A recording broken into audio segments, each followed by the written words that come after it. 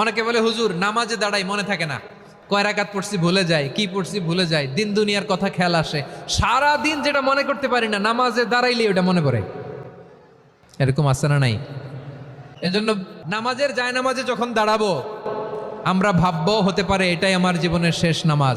আমার কলিজার টুকরা ময়মনসিংহের ভাইয়েরা, এই চিন্তাটা নামাজে যখন দাঁড়াই এই চিন্তাটা মাথায় রাখা যাবে? যাবে?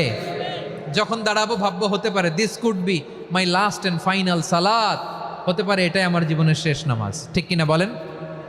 তাইলে অন্তরে খুশু আছে।